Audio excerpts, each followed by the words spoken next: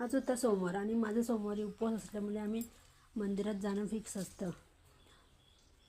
हा व्हायच्या अगोदर मी सकाळीच मंदिरात जाऊन यायची, पण आता त्याच्यामुळे पॉसिबल नाही होत. तो लेट उठतो आणि त्याची आंघोळ वगैरे झालेली नसते आणि त्यालाही न्यायचं असतं. त्याला पण सवय लागावी म्हणून मी नेते. मग असं कामावरनंतर दुपारी आम्ही मंदिरात गेलो होतो. थोडं लेट झालं होतं, त्यामुळे ऊनही खूप लागला होता.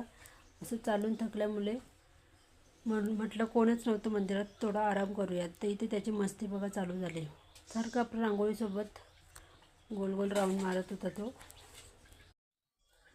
महाशिवरात्री स्पेशल रांगोळी अजून त्यांनी जपून ठेवली आहे. खूप छान रांगोळी आहे बघा, किती दिवस झाले अजून तशी आहे. दुपारी घरी आल्यानंतर नाश्तापाणी झाल्यानंतर थोडा आराम करावं म्हटलं तर तिथे पण हा आलाच. याला सारखं क्रिकेटचं वेड लागलं आहे सध्या. नुसतं आपलं क्रिकेट असं झोपून कोण क्रिकेट खेळतं का? बघा आम्ही कसं खेळतो. त्याचं म्हणणं फक्त खेळ माझ्यासोबत कसंही चालेल. तर मी असं पण खेळते, त्याला आवडतं.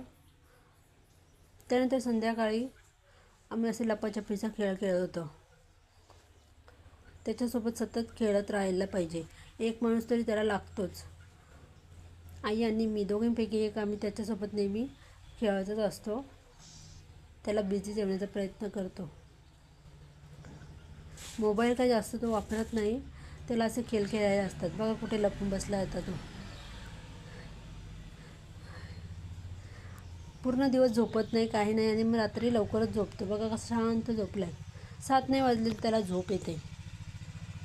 तो लवकर झोपल्यामुळे आणि मिस्टरांना यायला वेळ होता, म्हटलं तोपर्यंत मी त्यांचं कपाट आवरून घेते. खूप राडा करतात, सारखे थोडे दिवसांनी त्यांच्या आवरून द्यायला लागतं, नाहीतर एकही वस्तू भेटत नाही आणि पुन्हा मलाच कामाला लागायला लागतं. म्हणून म्हटलं त्यांचं व्यवस्थित कपाट लावून घेऊयात. बघा किती कपड्यांचा ढीग आहे.